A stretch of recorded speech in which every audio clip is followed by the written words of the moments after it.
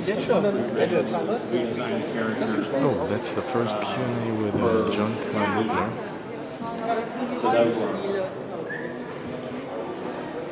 Hi. How did you get into filmmaking? I mean, did you have any people you looked up to, or what was your inspiration? Well, actually, I studied film when I was in school. I was going to be a filmmaker, but as a young director moving to Hollywood, rarely what you do is take your student film under your arm and go to Hollywood and say, "Hi, I are a director, give me a movie to direct." I had also worked on quite a few things I'm from Southern Illinois, and I worked on a lot of shows in Missouri and Illinois, and I became proficient at makeup and makeup effects. And my father once told me that as an adult you are pretty much rewarded for being valuable as opposed to a child rewarded for being good.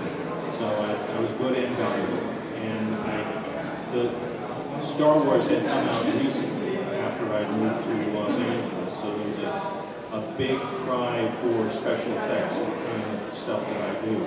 So I basically went into that niche which served the industry best. But I had the film training, and I had in fact worked in commercials and industrial films prior. But it was a matter of time. I became very famous as a makeup effects artist, and it did pretty much allow me to negotiate my way into directing. So, yeah, I studied film and writing and aesthetics and made films, but the first portion of my career was as a makeup effects artist. It's true. But really, for me, you can't discern between the storytelling aspects, whether you're a makeup artist or a special effects guy or a filmmaker, because my Jason, for example, every single wound, every single thing that happened to him in previous movies were a scar or an irritation on the makeup effects. So everything tells the story. When you came on board to the Friday the 13th franchise, was it hard for you to direct a 7-part of a movie series, and did the producer told you some things that you needed to do for the movie, and some things they don't want to have in the movie? Well, oddly enough, when my agent called and said they want you to direct the next Friday the 13th, it's going to be Friday the 13th Part 7, my first response was, why would anyone want to do Part 7 of anything? It just seemed like a loss. And when I met Frank Mancuso Jr., who was the producer, I thought I was not going to get the job, so I was bluntly honest, and I said, why are you doing this? I am not interested in creating just another Friday the 13th movie. Another stalk and slash mayhem. You know, what you have is fine. You know, you brought him back, but where can you go? The only way I'll do this is if I do it my way, and if I get to change it into, I want to do a meat Terminator. It has to be an unstoppable, beast from hell. And that got me the job, I think. So ultimately, I went into it having pretty free reign, but as I moved forward and everybody started really liking the dailies, then the politics started getting involved, and my associate producer started asserting her influence, and control started to be yanked away.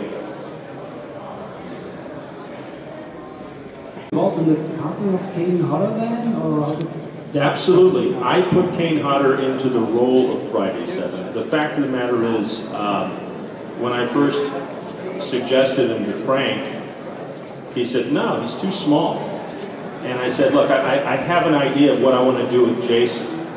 And, as you know, I created the full costume where you can sort of see through his skin. You can see his rib cage hanging out. You see his backbone.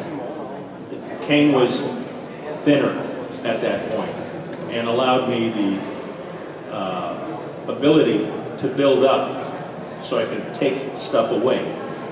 He was also, for me, one of the best stuntmen slash actors that I'd worked with previously. See, I'd worked with Kane on 2 movies previously. One was Prison directed by Rennie Harlan, and another one was Ghost Town.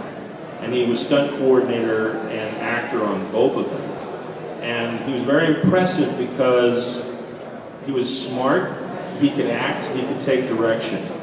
And my film, the Friday the 13th movie, had to be made very quickly because we didn't have much time. I think I knew I had the job in November and it had to be in theaters in July. No, I'm sorry, May 13th. So I had no time. So I needed someone that I knew could do the job, someone who I'd worked with before and would cooperate. And I actually had to do a film test with Kane in order to get him in the role. And it's only after Frank saw the film, the test, that he gets the role. Hey, is it true that there's a lot of lost footage from Part 7 that never made the film? And if there is, what happened to it, and will we ever see a director's cut? Wow, yeah. I would love to do a director's cut. And I've personally lobbied to try to get the film reinstated for my original vision. Unfortunately, the original vision of my film never existed. I think I said it was the fastest movie ever made. And it had to be in the theaters by May 13th, and we were submitting it like a month before, and it got 13 X's, you know, before we got our R. And we had to keep on cutting things out. And this is before the final film was mixed. This is before the final film was cut.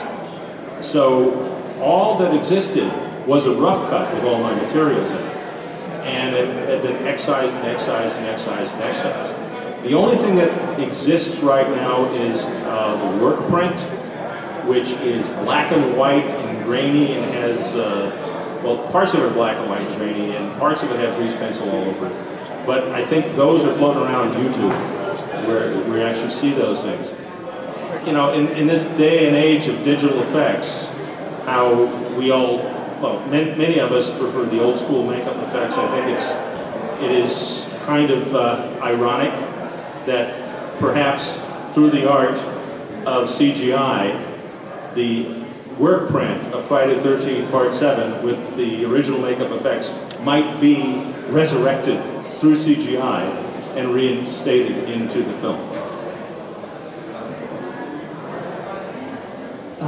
You said you were on Hatchet. Can you tell us anything about that? Because I met Adam Green, and he's just a great guy. Yeah. I am Jack Cracker. Don't you recognize me? Y'all gonna die. The piss-drinking asshole in Vogue. Did you see Hatchet? I was the guy that said, don't go in there. Did you see Hatchet 2? I was at the beginning. I was the one who pulled Danielle out of the water, and brought her into my cabin. Yeah, that's me. The first 15 minutes is the Jack Cracker show. It's all about me, right? Yeah, so I was in that, and I did all the makeup effects for Part 1. I tore people's heads off and ripped out their guts. Lovely stuff. Well, the second part had, I didn't hear you. You know, unfortunately, I was not as involved with Hatchet 2 as I was with Hatchet 1. I have a very active career as a director as well, and I'm currently involved with 3 films and a television series. So the only thing I could really do for Part 2 was acting. My protege, Robert Pendergraft, did the effects on Hatchet 2. And I'm sure that they did have problems with the MPAA. Everybody has problems with them. Certainly not as much as Friday the 13th Part 7 did, I'm sure. But, you know, I don't think there should ever be problems with the MPAA. There should not be censorship. I mean, if you know it's an R-rated film, people who shouldn't see it, shouldn't see it. Period. Are we ever going to see another Goonies film? You know, it's possible. It's possible. I'm remaking a movie that I directed some time ago, and people have approached me recently to look at the Ghoulies franchise. And rather than do a remake, I kind of want to do a continuation. But it hasn't been written, I haven't thought about it. I mean, I'm so busy right now. But I know Luca Bercovici, the original director, is quite interested in doing something. But I don't know. I don't know yet. It's not out of the question. So I'm very sorry, I think our time is up for today. Oh Mr. Buechler will be here tomorrow on stage. He will have a workshop about an hour. Yeah, I'm going to turn some poor slob into some evil zombie thing. He's going to chase a half-naked girl all over the convention. I'm coming! So, thank you very much. Thank you. Ladies and gentlemen, Mr. John Carl Buechler!